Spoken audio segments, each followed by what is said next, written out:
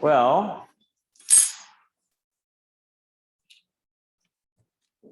it's gonna require some makeup here, I guess. Okay, so we got started with electron counting last time, which is a lot of fun. There are a couple of good things to remember. We looked at allyl first to introduce carbon fragments that have a charge associated with them, and then some double bonds all in resonance with each other. And the double bonds are these two electron donors, and the carbon, there's one carbon that makes a covalent bond. So it turns out that for each carbon in a ring or a conjugated system like that, where you got a bunch of p orbitals all working together, it's usually one electron per carbon. So it's easy to count those things if you just remember that. Or you can think about the resonance depiction. The trimethylene methane ligand is kind of a funky one. You've got this double bond with two free radicals on the other carbons. You can pull that off, look at the resonance structure of the neutral fragment, right? The neutral fragment. You're going to pull stuff off and want to draw it the way you like to draw it, which is closed shell. That's not how we're going to count. We're going to count as neutral fragments. So make your neutral fragment and then look at the resonance structures and decide how many electrons are contributed. We looked at the difference between tungsten hexamethyl and tungsten hexacarbonyl, 6 ligands in an octahedral field.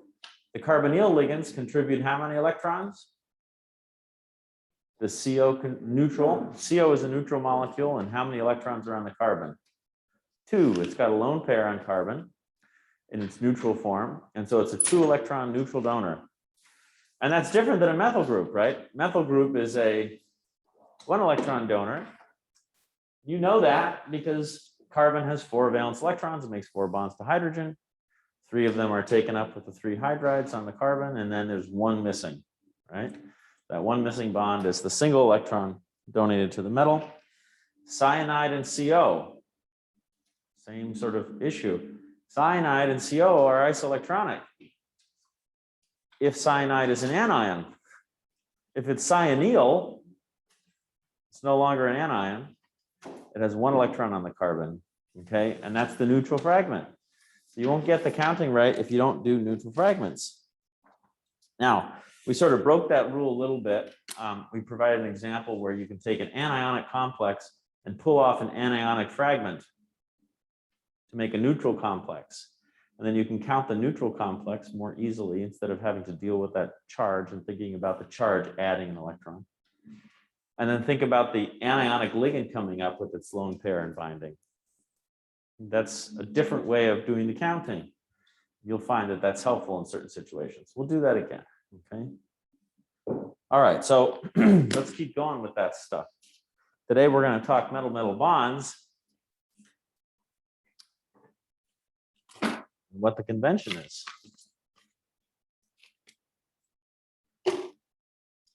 How do you count a metal-metal bond? It's a unique situation. Why is it unique? Let's take a look at this one here.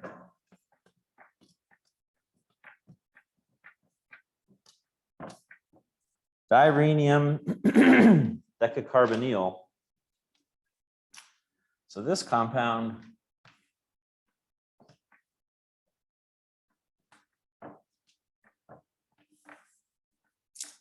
like this.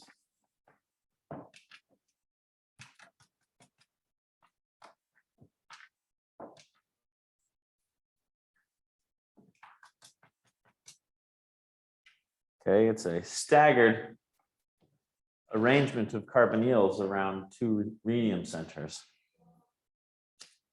So let's do the electron counting.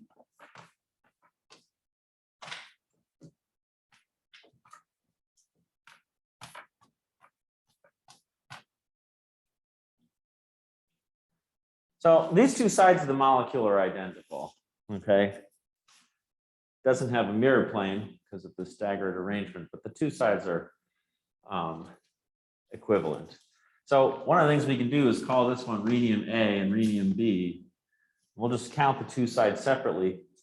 And this bond here, what kind of a bond would you say that is? What are your choices? Covalent or dative? Now you could call it either one, but if you call it dative, then there's charge transfer from this guy to that guy, right? 2 electrons being donated to that one. Covalent is a simpler picture. That'd be 1 electron transferred to both. So you can think about this whole fragment as an X-type ligand.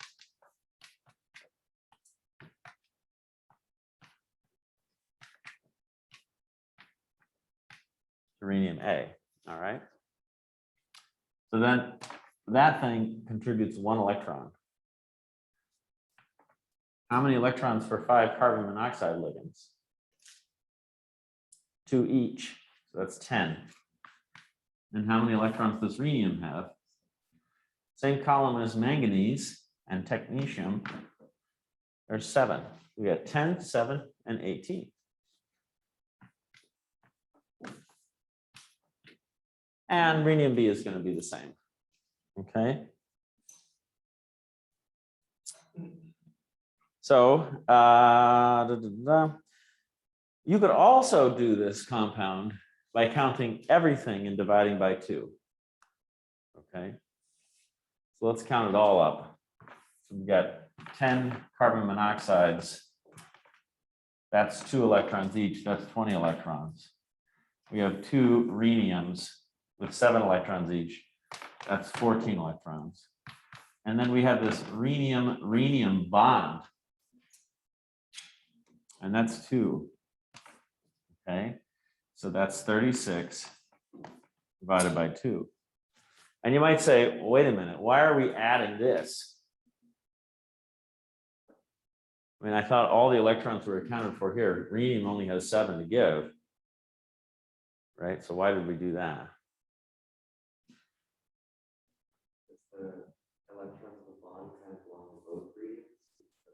Yeah, or another way to say it is that rhenium B is raising the valence electron count of rhenium A above 7.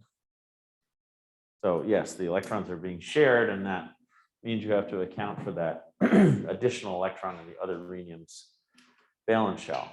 Okay, so there's 2 for the metal-metal bond. So that works fine when everything is equivalent.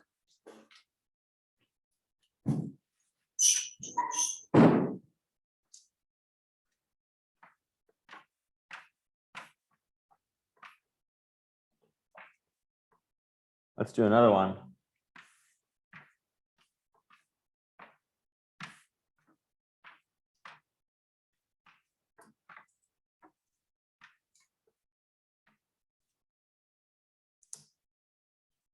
That's right.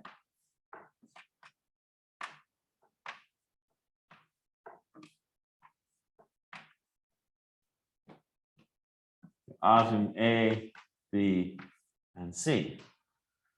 You got 4 carbonyls around each osmium, giving you 12 in total. So let's count up osmium A for a second here. So osmium A has 8 electrons, right? Because osmium is in the iron, ruthenium, osmium column. Those guys all have 8. It has 4 CO ligands with 2 electrons each. That gives you 8. And now osmium A has 2 metal-metal bonds, 1 from each of the other 2 osmiums, osmium B and osmium C.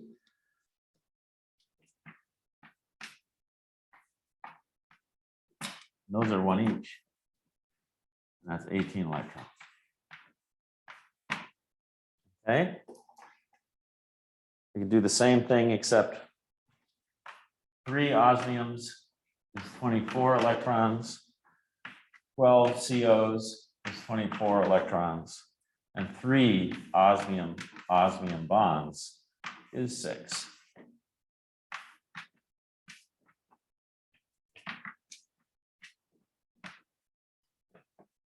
So the sum is 54 divided by 3 metals, and it gives you 18. So that all works out nicely.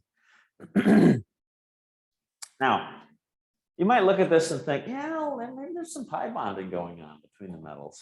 Maybe some delta bonding. Right? Like, why did you just draw 1 metal-metal bond there? Sometimes you're going to be wondering, is there a metal-metal bond or not? How do you know?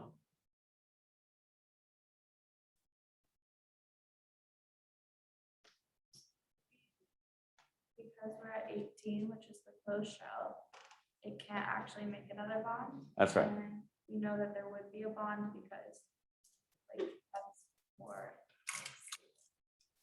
Yeah, 18 versus 16. right. Yeah. I mean, so without a bond, there's no reason for this thing to be held together, first of all. But the way that we're going to think about this is, how do you satisfy the metal center's valence shell? Getting to 18 is sort of the max. So at most you have this number of metal-metal bonds. Okay.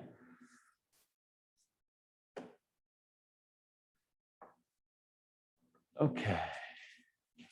So I can ask a question about that? Yeah. Does that mean if it's like you have a 16 electron count that you probably have a bond of some sort to reach 18 or? Yes.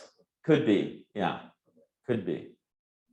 Generally, add pi bonds up to the number that gives you 18. It's not always going to work out. Symmetry sometimes plays funny tricks, but yeah, that's how we're going to think about it.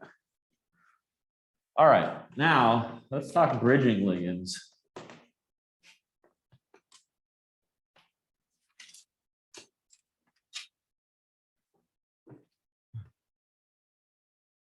Here's a trirhodium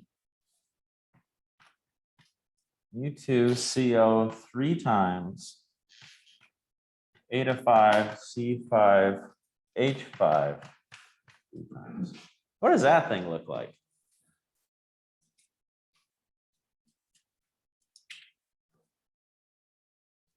What does that look like? What does this mean? What's mu2? Well, probably it's bridging, because we're doing a bridging ligands example, right? Mu means bridging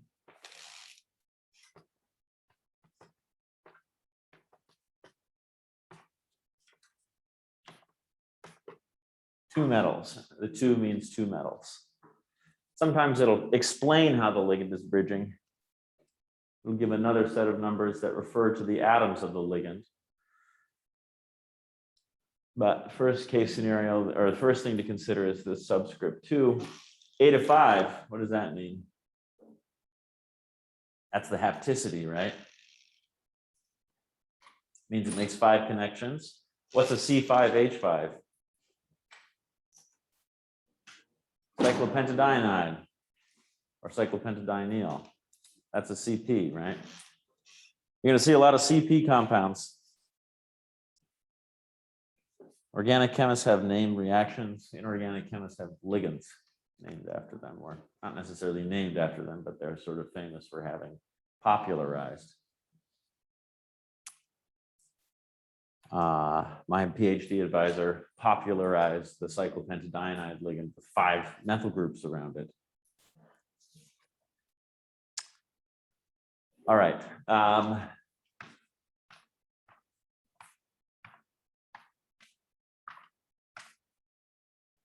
This thing, it's like this.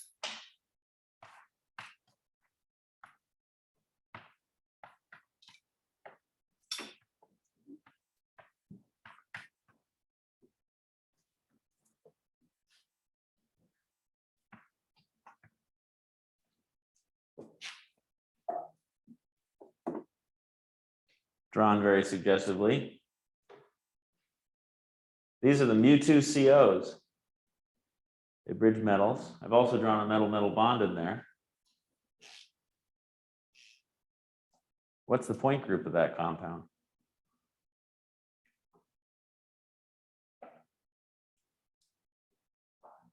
It's flat. T3H is right if you ignore the shape of the CP ligand. If you include the CP ligand, what is it? Depends upon the orientation of CP, but if you, let's say you have the highest symmetry orientation, what would it be?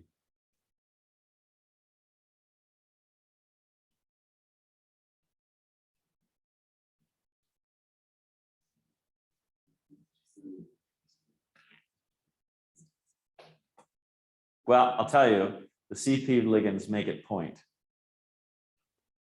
Because all the points of the CPs are going to go together. Let's say the points of the CPs are facing out of the board coming at you. And it's an arrow. It's pointing in one direction. That's a C3b. If all the CP ligands are aligned with each other. Okay, so what is that? That is a carbon monoxide ligand in a mu2 geometry. I've drawn it with a double bond.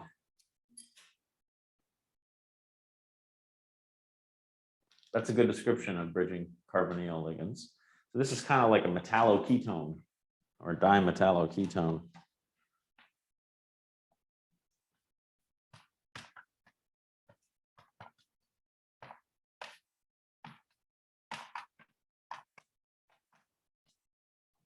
Okay, so let's do the counting. So let's give this guy an A, a B, a C. So we'll do rhodium A as our reference. How many electrons for rhodium?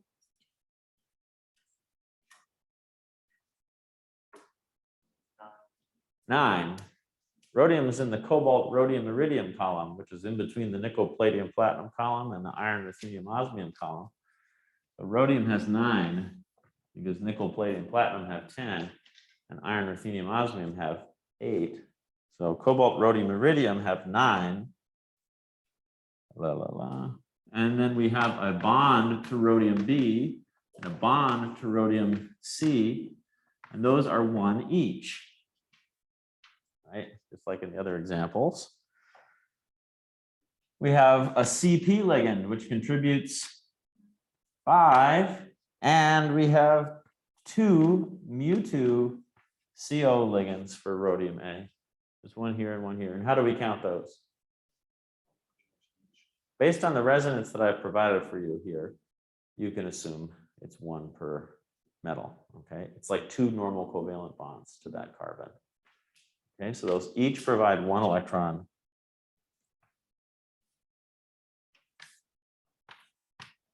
So it's really 2 electrons split in half between 2 metal centers, and then there are 2 of those ligands, if you like. So just to sort of make that a little bit more clear, this is really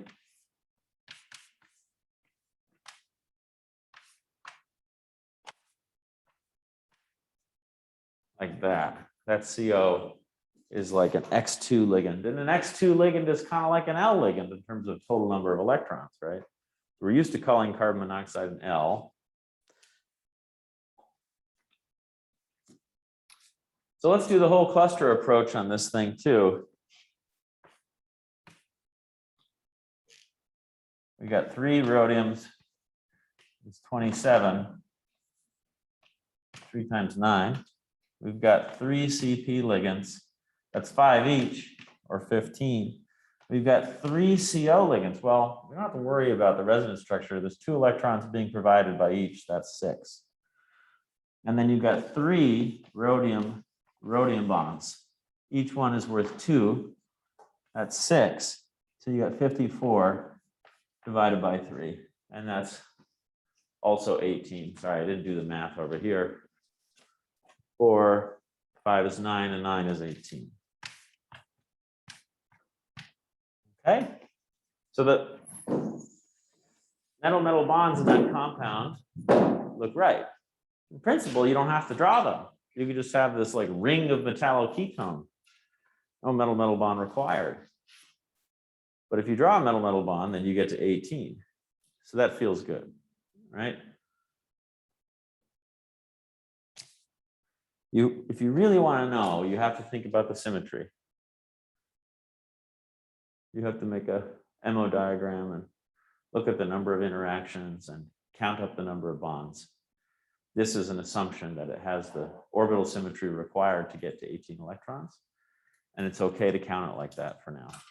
Okay, and just ignore the symmetry. But if you really want to know how many bonds there are, you got to do the MO diagram.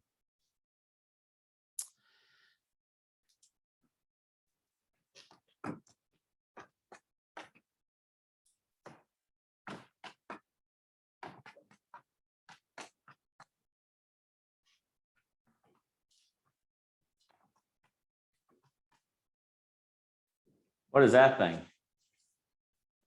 What do you think that looks like?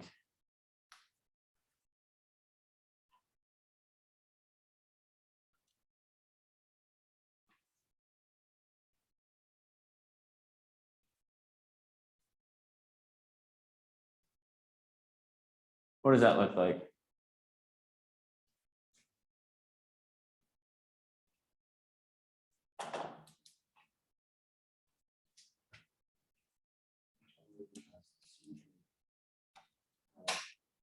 We have layers which are bridged by four of the CEOs. One of those islands is going to bridge into all. And how does that work? You have that means the amount of atoms which are bridged by the CEOs. The which?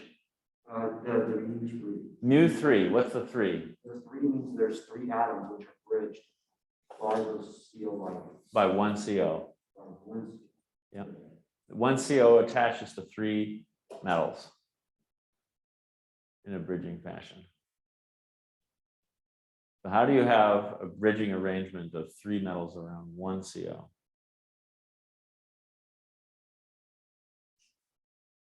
I'll tell you, if you involve the oxygen, you could say, all right, well, this oxygen's getting in on the game somehow. We're going to have some funky cluster. But in those cases, the formula should contain 1s and 2s referring to the carbon and the oxygen, or C's and O's. This does not. So the assumption here should be that it only attaches to the carbon. So now you have 1 carbon attaching to 3 metals.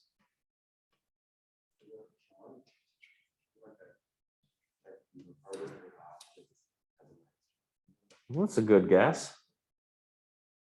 Tetrahedral carbon with the oxygen with a minus charge. How do you get a tetrahedral carbon with 3 irons?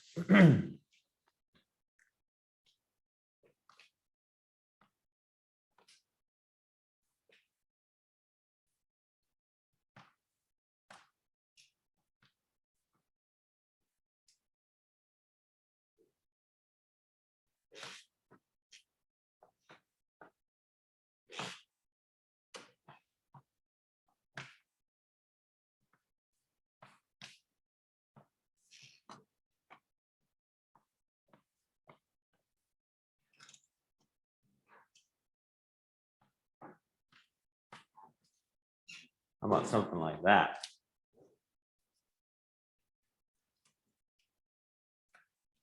That's pretty good, right?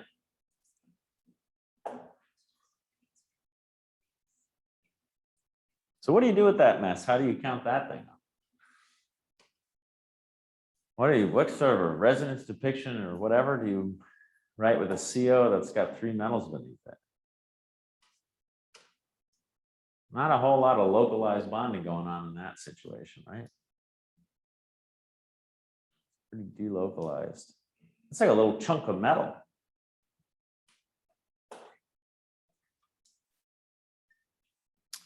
Well, let's do the single atom approach here first, okay?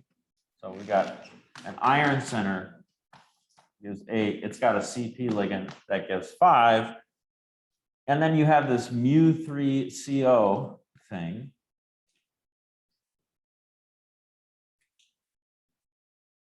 How many electrons does CO have to give? 2. And how many metals is it shared with? 3. And how many does that iron see? If this is the one we're counting, how many COs is it interacting with in this fashion? 3. So there are going to be 2 electrons contributed to it. Okay, so it's going to be 2, which is really 3 irons by 2/3 of an electron for each CO. Right, you get 2 electrons divided by 3 metals, and there are 3 of those types of COs.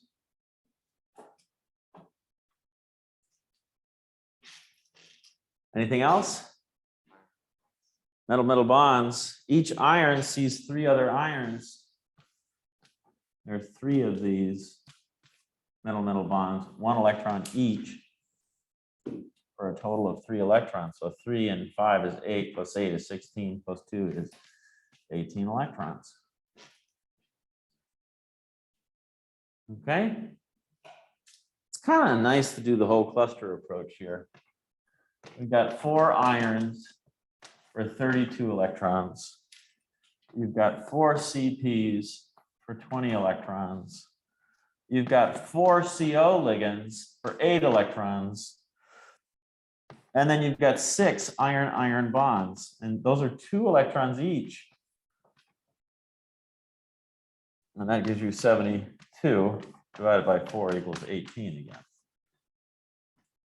So when you count those metal-metal bonds, you got to have 2 electrons per metal-metal bond in the whole cluster approach. All right.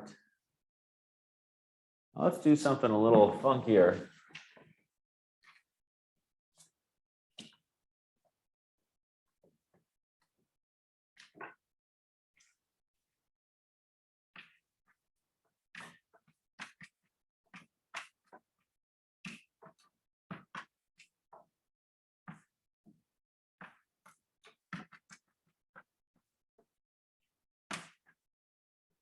How do we do this thing?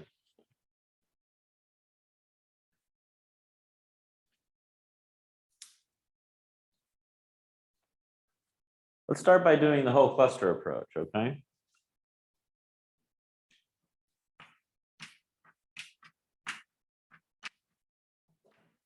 This is going to be nickel, 10, iron is 8. Nickel, palladium, platinum is 10, iron, ruthenium, osmium is 8. We have 2 COs and 2 CPs. How many electrons per CO? 2 electrons per CO. Total of 4, 2 CPs, total of 10. And we have this iron nickel bond for 2 electrons. So 2 plus 8 is 10, plus 10 and 10 is 34. What am I missing? I am missing a mu2CO. And how do we count that one? mu2CO in the whole cluster approach. How many electrons does CO have to give, whether or not it's bridging? 2. So now we've got 2, 4, 8, and 8 is 16 plus 20 is 36. Divided by 2 equals 18 electrons each. That looks pretty good. Now let's do it separately. So iron has 8. It's got a CP on it for 5. It's got half of a mu2CO. That's 1 electron. It's got 2 COs. That's 4 electrons. And then it's got a nickel. And that's 1 electron. 8 plus 5 is 13, 14, 18. 1 is 19 electrons.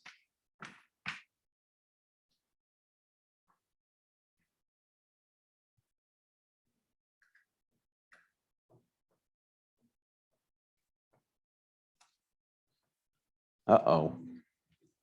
Let's do the other side. Nickel's got 10. CP with it is 5. mu2CO, half of it is 1. And then the iron is 1. 17.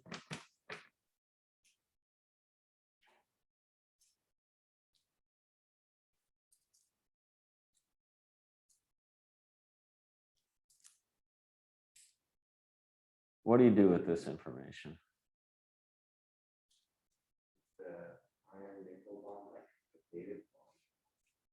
Interesting thought. What does that mean? Both of the electrons in the bond would go to the nickel. Shift 1 over and make it 18. There you go. And then would you add some formal charge? You could add some formal charge. You can't have 19 in iron, right? That's hypervalent. So you could draw like a natural resonance picture here with a dot, dot, dot, and a plus and a minus, and that would get you to 18 on the iron and 18 on the nickel, which is what we got by doing this approach. Okay. So, I mean, I think that's pretty illustrative. you can see that there's some charge transfer in this compound that you wouldn't, you didn't do this, okay?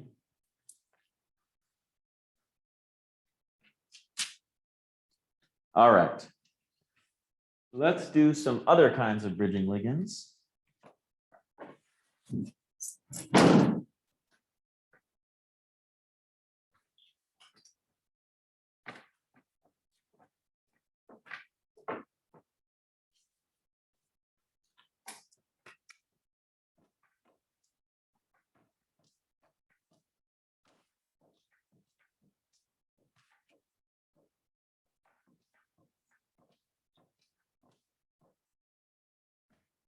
Pretty classic molecule right there.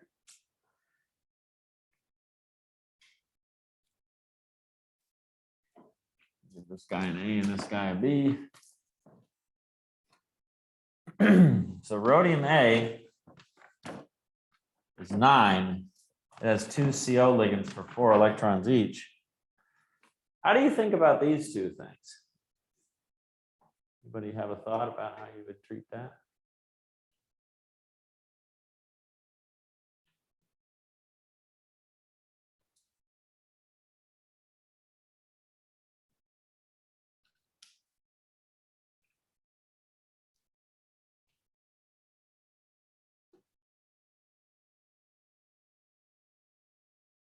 I'm not sure, but chlorine doesn't seem to make 2 bonds, and maybe one of them is electrostatic to one and then the other one's to the other.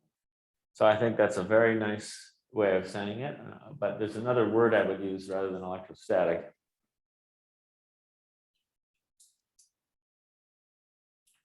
Well, you know another one that everybody knows and is used to hearing.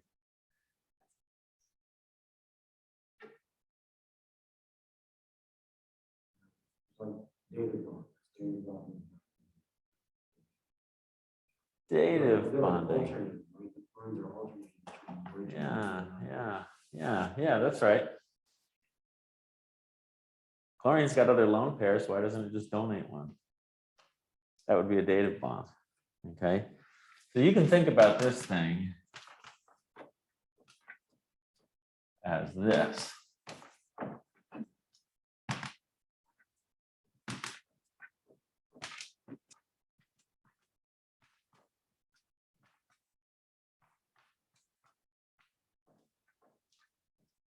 Right? So you've got a chlorine down there and a chlorine up there. One of them is X type and the other is an L type. Of course, the bond lengths are all the same, so you could also write this.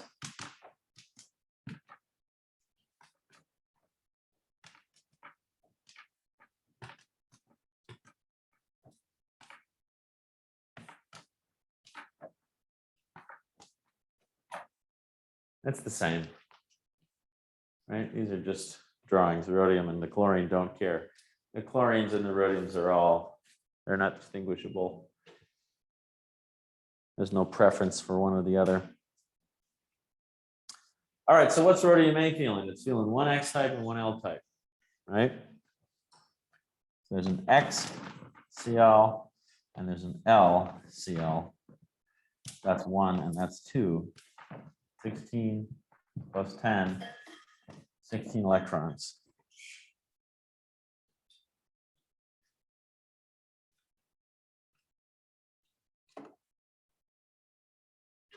Let's do this by the whole cluster approach. We've got 2 rhodiums, 9 each. That's 18 electrons. We've got 4 COs, 8 because there's 2 for each CO. And you've got 2 mu2 CLs. How many electrons for the mu2 CLs?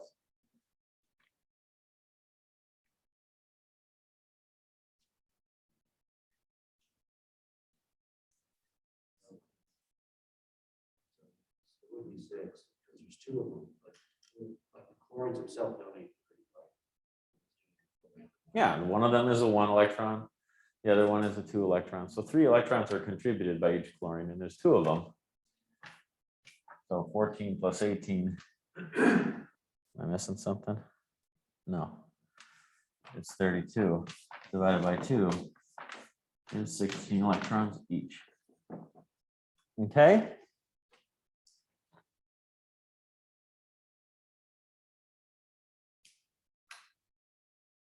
So that's okay. Now, I'm going to just tell you, you're going to hear me say it over and over again. 16 electrons for late transition metals like cobalt, rhodium, and iridium, nickel, palladium, platinum, and to some extent iron, ruthenium, osmium, but especially cobalt, rhodium, iridium, nickel, palladium, platinum. 16 electron square planar is really common. It's all over the place. That's like, you know, half of the compounds made with those metals are 16 electron square planar compounds. Maybe not half, maybe a third. If you think more broadly and include solid state. That's like the most common geometry. All right, let's do another one here. This is a cool compound. Iron.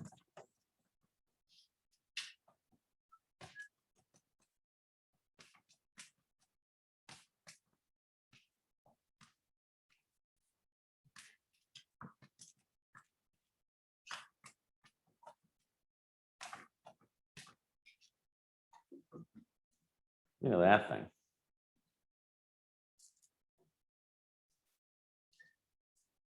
So what's going on with the phosphorus there?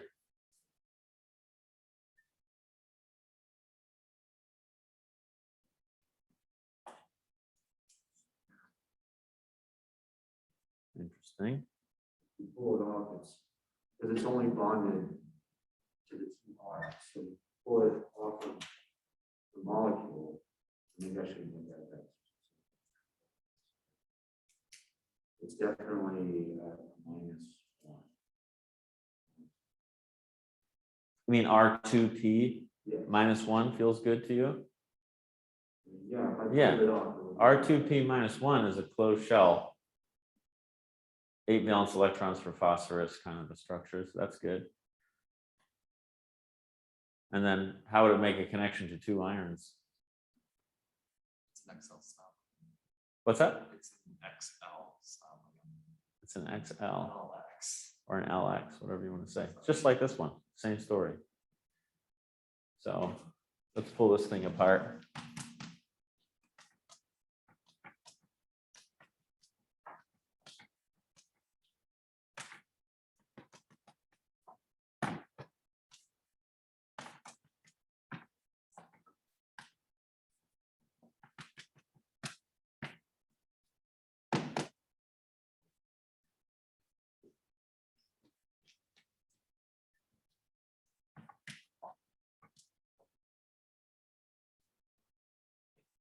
Okay. Now look at this. Just forget what's around that for a minute. It's just a phosphine. I mean, it's not just a phosphine because it's one of the ligands. One of the R groups on the phosphorus is an iron, and it's bridging. But you know, 3 covalent bonds. That looks pretty good. That's what you expect from nitrogens.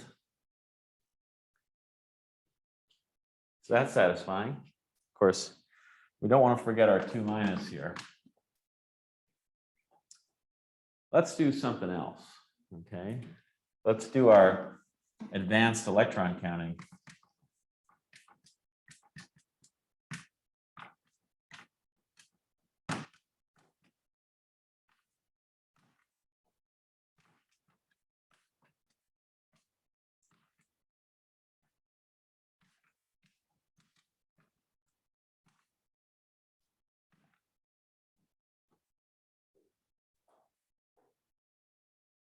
Do what Max suggested.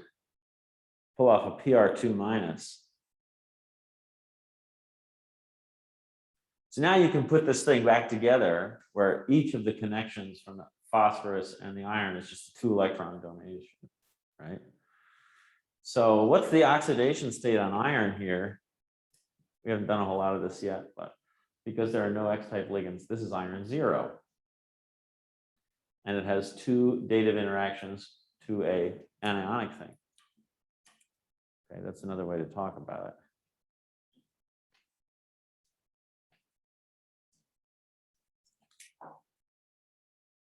So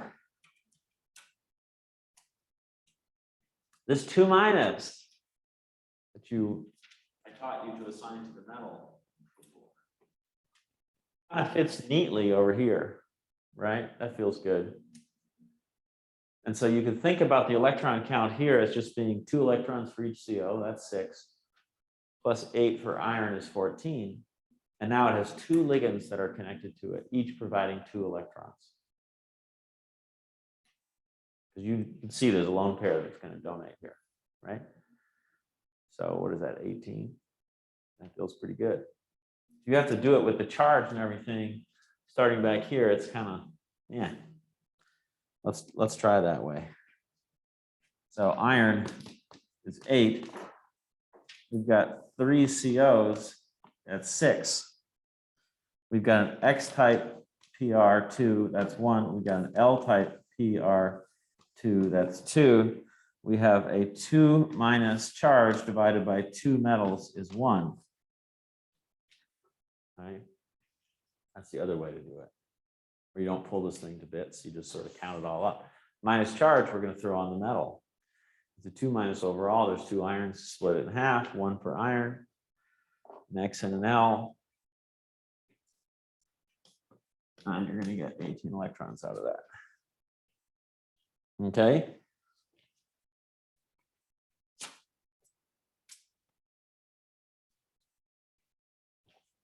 All right. So let's do some bridging hydrides.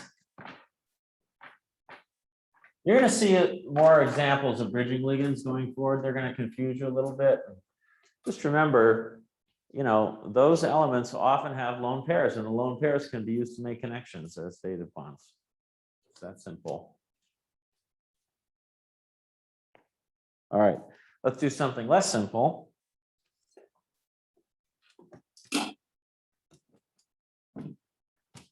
Bridging hydrides.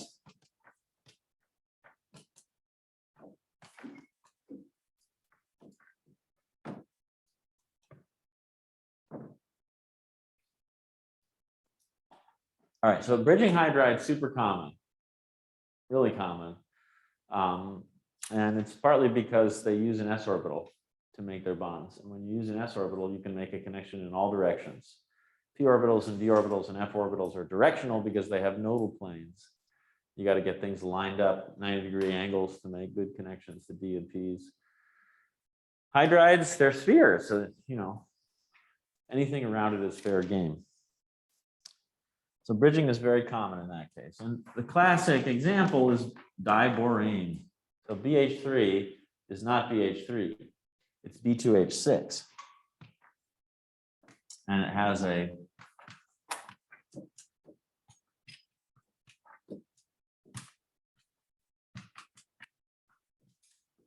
structure like that.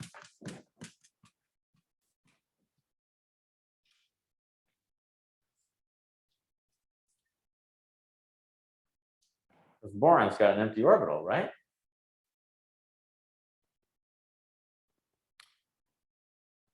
So it doesn't really like that situation very much. So it says, all right, well, let's get together. And, you know, it's like when you're outside in the woods and you're in trouble because you're really cold, everybody's supposed to huddle together. You know, somebody with hypothermia needs to like get close to everybody else and share a sleeping bag and all that. Same story. This boron is missing electrons. It's hypovalent, so it borrows some from its neighbor. And you end up with something like this, where this thing here is what's called a 3-center 2-electron bond.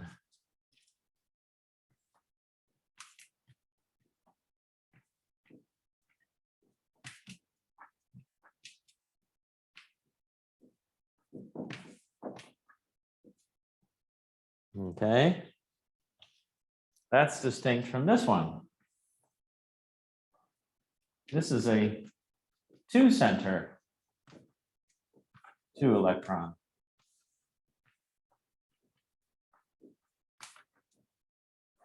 bond.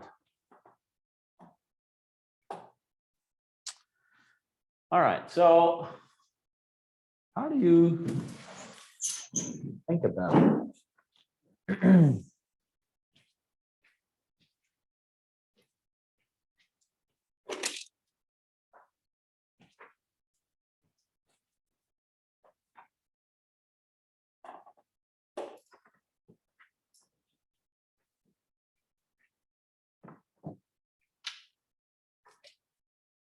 So let's make an MO picture for a second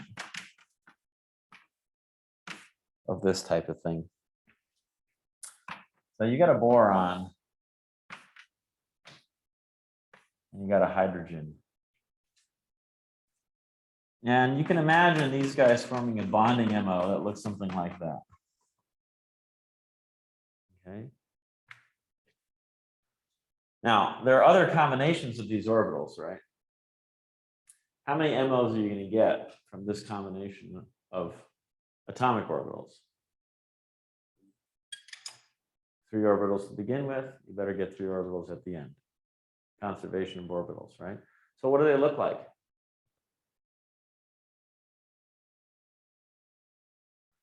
Well, this one has 0 nodes. The other ones probably have nodes. How many nodes do they have? As you go up in energy, you go up in numbers of nodes. So there's one that has a single node, and there's one that has 2 nodes. And what do you think those look like? Well, if it's got 1 node, the stuff on the left side of the node is going to be the opposite sign than the stuff on the right side, right? So let's draw that one.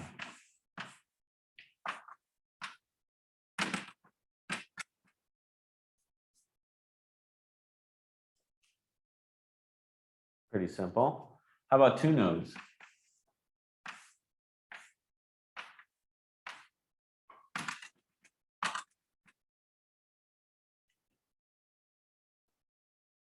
Right?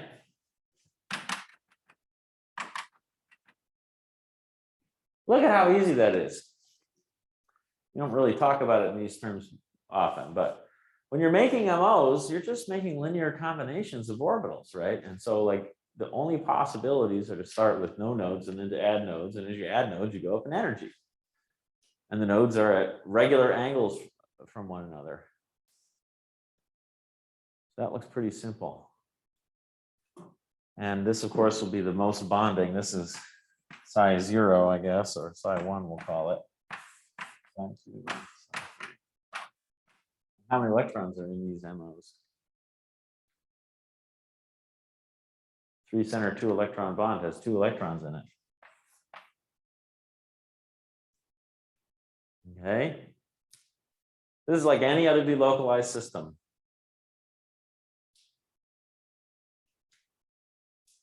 Cyclopropenium ion, 3-membered ring, cationic, 2 electrons, 3 p orbitals, and a ring that's parallel. Very similar.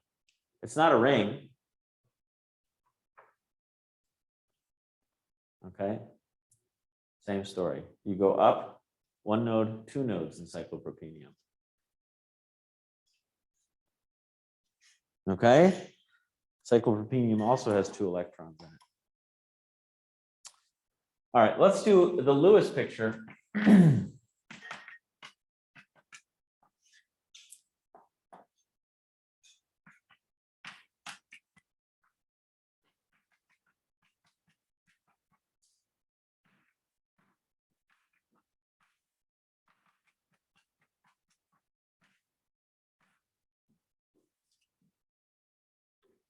That's a Lewis picture for a bridging hydride. What does that mean? Same thing this means. Electronic structure doesn't care how you draw it, right? It has an electronic structure. This is just a way to depict it. You're saying, hey, you got a hypovalent boron over here with an empty orbital, and it's taking this bond pair and accepting it kind of like it's a dative interaction. You could also write it out this way if you like.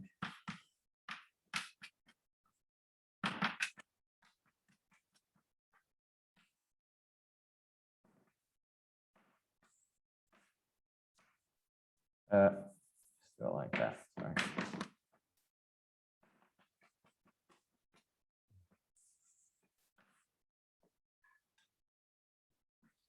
Right, it's the same thing. It's just more clear that what you're doing is you're taking the electron pair that's in the BH bond and you're coordinating it to the other boron. Now, I prefer this type of a description. This feels more close to the real thing. This is a little easier to deal with when you're thinking about counting. Okay. So how do we do that? How do we count these things? Well, remember when we did the bridging COs, you got like, let's say 3 irons around 1 CO, and you're asking yourself, well, how many electrons does it give? It only has 2 electrons to give, right? Same is true. There's a limited number of electrons. It's just a question of how they're partitioned and whether they influence the valence shell or not. All right, so let's do this cool thing here. 2 CP ligands on a zirconium.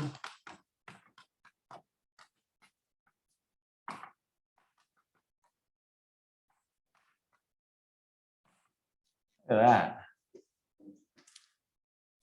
Pretty cool molecule. Pretty flammable compound. Pretty electropositive metal. Hydrides and electropositive metal are really good at reacting with oxygen, especially when the metal likes oxygen a lot. So this thing, another way to write this,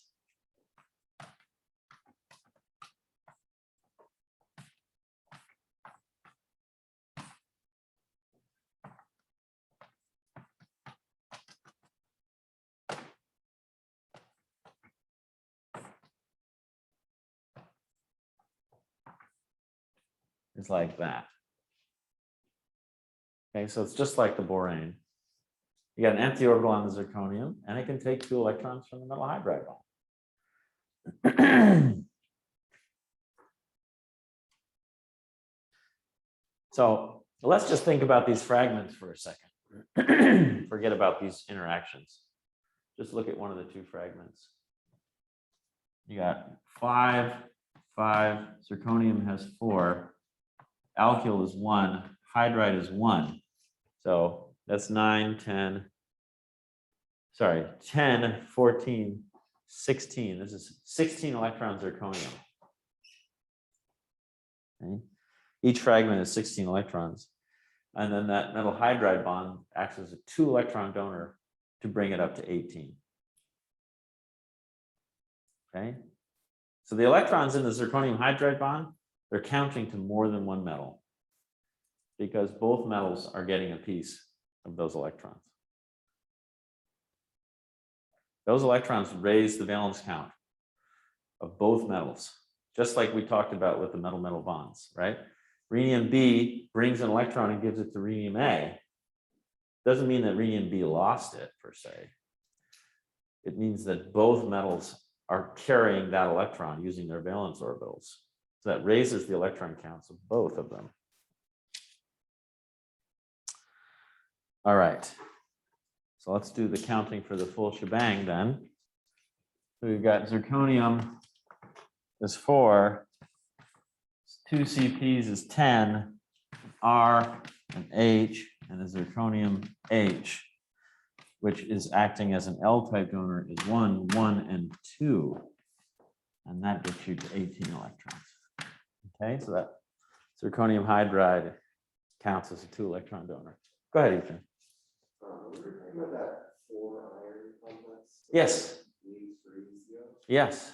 You said that the CO kind of gives like 2/3 of an electron to each iron, right? Instead of getting the full 2. How do you know when you can say that the entire iron electrons when they get is donated versus when it's like partition between?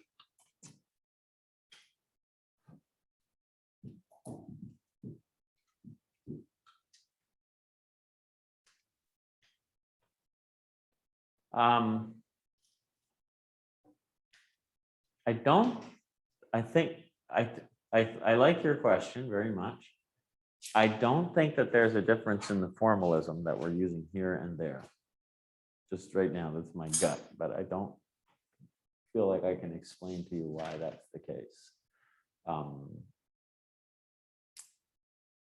You're saying the 2 electrons from that CO raise the valence count for all of the irons, because all of the irons are using the 2 electrons. And so you wouldn't count it as 2/3 of an electron per iron. You would count it as 2.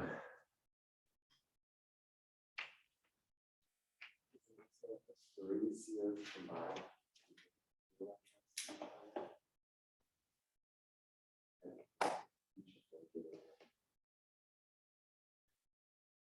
Right. Well, I mean, it's sort of semantics, right? How you're going to do the math. The question is whether the 2 that you're contributing bond to all 3 irons. So why would you raise it by 2/3 when really it should be 2? Like the 3 irons in the triangle could each get 2 from that 1 CO. I think that's a good point. I think that's inconsistent with the way that we're teaching this material. I mean, in those compounds, if you do that, you're going to get to ridiculous electron counts. This may be one way to say it. But that's a very good question. I'm going to ask Jed what he thinks about that. I look forward to seeing him very frustrated. Yeah. I see a lot of sleepy faces out there. Let's take a break and stand up for a second. Because I think this next part I want to do correctly because it's going to screw some of you up. Just stand up for a second, okay? It doesn't make sense to plow through this stuff if you guys are not totally plugged in.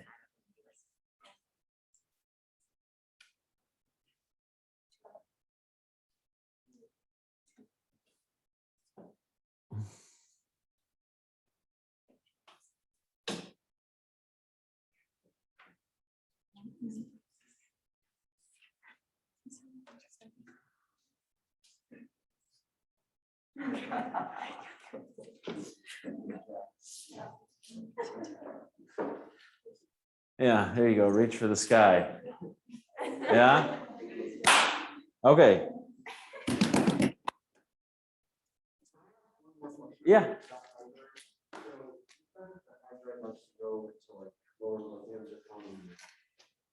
But in catalysis, you want the hydride to be labile or more get rid of it and also be stable. So what about a transition metal makes a hydride stable when it's bonded, yet easily let go, easy to transfer?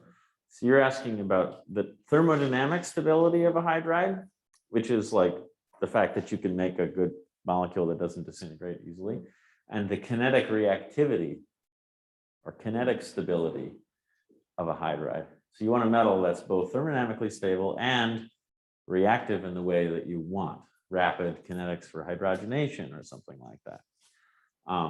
And a lot of that has to do with whether or not the molecule is 18 electrons or not. Because most reactions of the type you're asking about are ligand substitution reactions at the core. And ligand substitution is about achieving a hypovalent electron count so that something can come in and bind. And that initiates a reaction. Sometimes things have to break apart for that to happen. Sometimes they start off hypovalent. Yeah, like some molecule will hold on to the hydride, they won't let go. Like that will hold on to the hydride. Yeah. As opposed to going further up and using like nickel or palladium. Well, that compound will, I mean, it's like 18 electrons, but I bet it dissociates relatively easily. And it probably reacts with alkenes pretty rapidly. Certainly would react with water or ketones or something like that. Okay, let's do cases where you have bridging hydrides and metal-metal bonds. That's a situation where things can get tricky. Oh, should have gone up there. Oh well.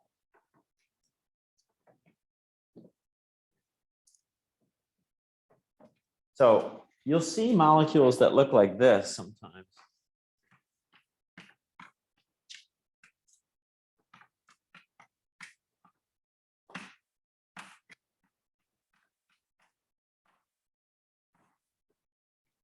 Okay.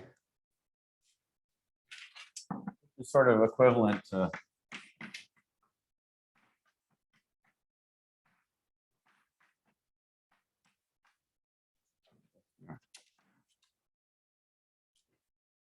okay, so you'll see people draw this, but this actually means that. Those are different than what we've been sort of talking about so far.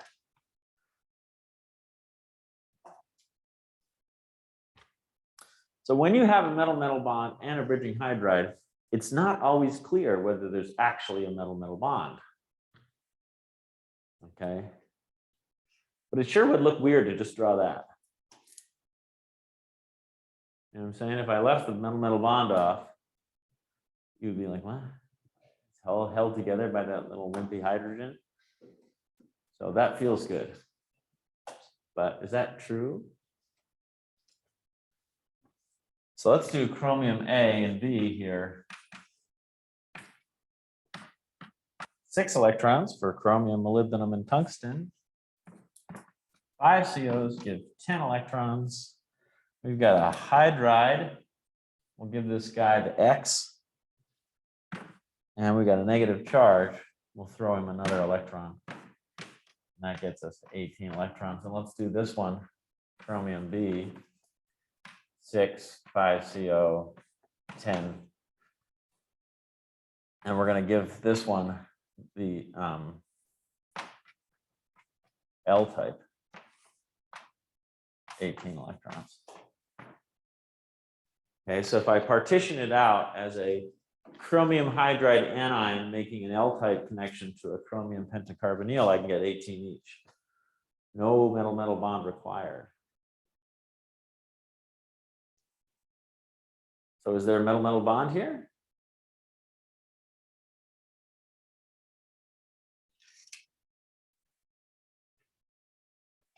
You don't need a metal-metal bond to get to 18 electrons, but you're going to see this. It's pretty common to draw that. So what is the real electronic structure? That's what you should be asking yourself, and that's what these electron counting exercises are really about. Okay? It's about determining that, and you can see you don't need to have that interaction. Now, I think this looks kind of crazy too. I don't really like that one either. So what's the reality? I like orbital pictures that are delocalized better. Okay. That's like closer to the real deal. Okay. So this is all fun and games for the sake of knowing whether things are open shell or closed shell, how many unpaired spins there might be, stuff of that nature. Whether the drawing is good or bad.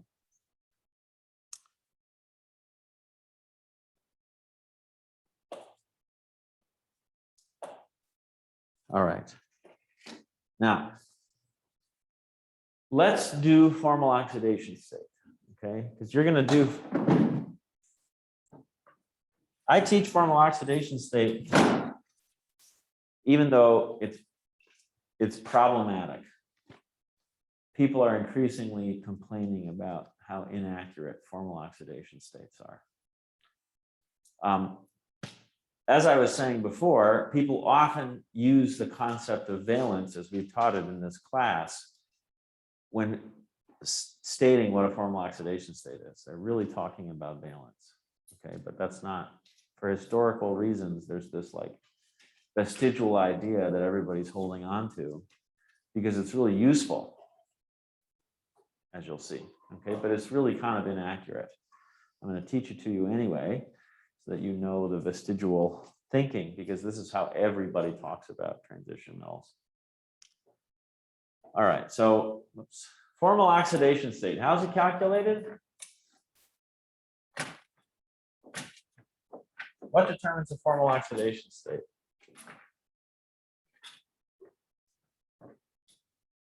We already did this, right?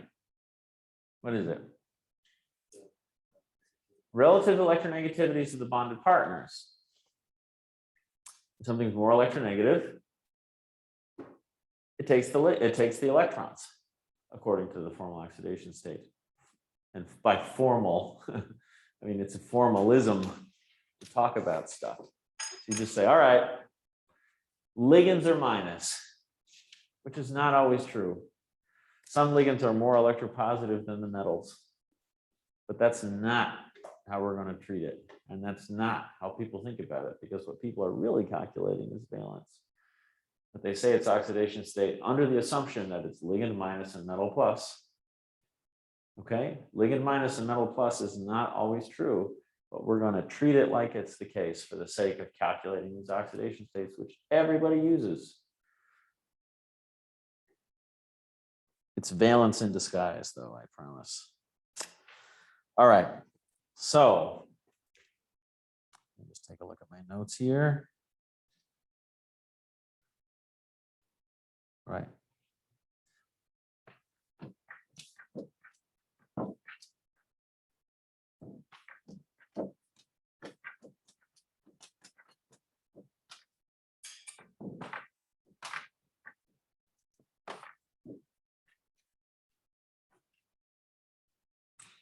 What is the formal oxidation state of this compound?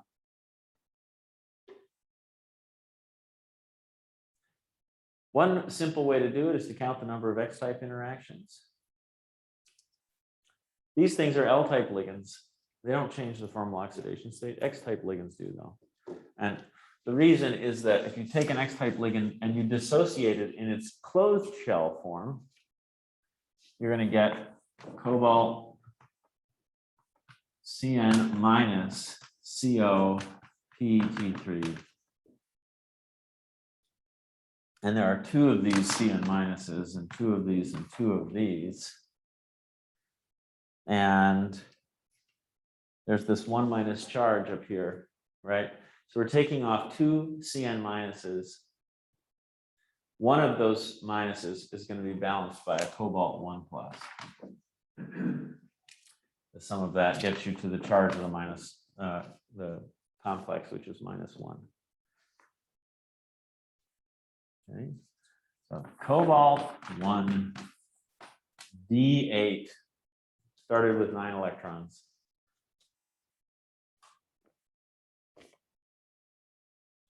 Let's do another compound. You want to ask a question? Is there 2 COs or just 1?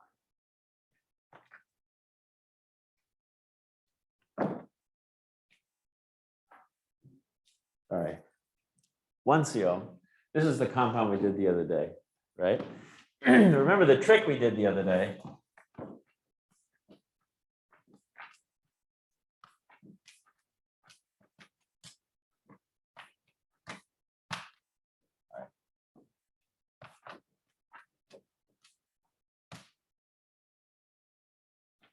Remember how we pulled off a cyanide minus? We pulled off a cyanide minus because when you pull off a cyanide minus, you take away the negative charge.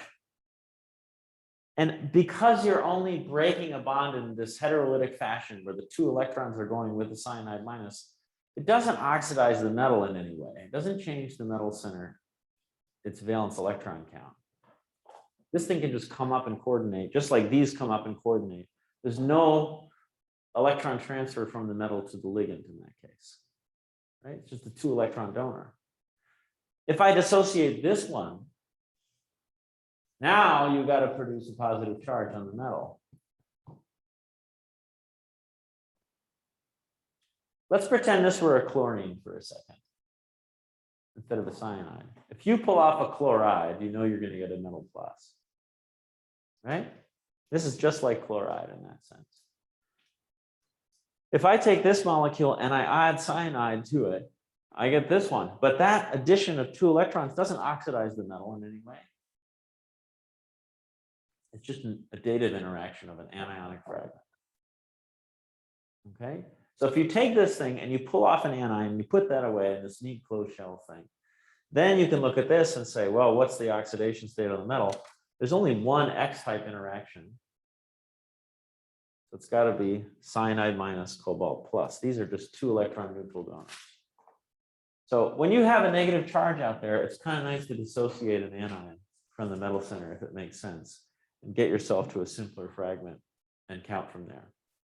Okay.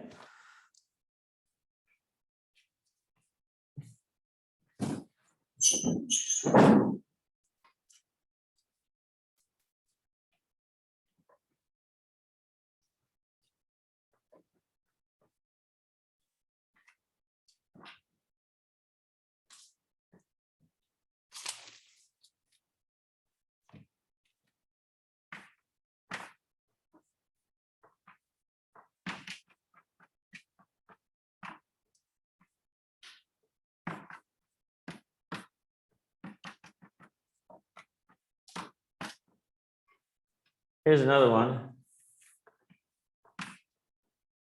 Rhodium chloride, tris triphenylphosphine, Wilkinson's complex.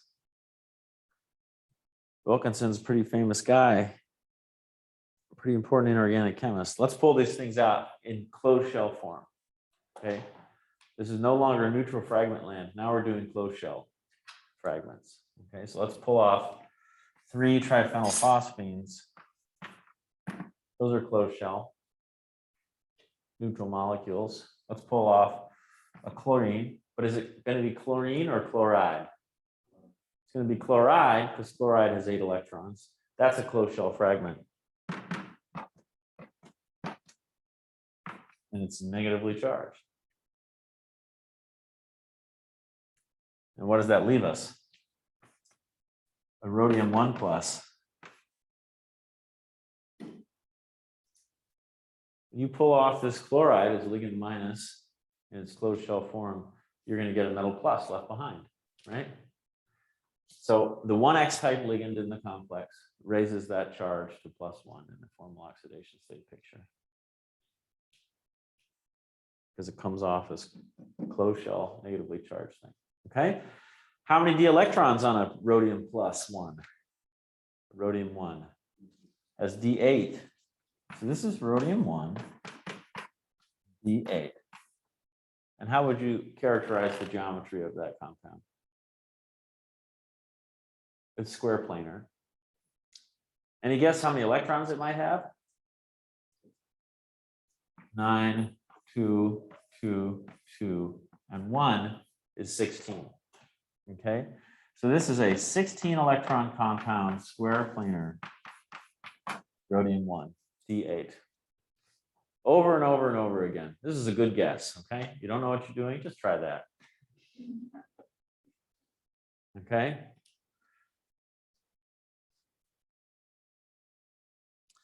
All right, so we'll do more of this next time. We're making good progress.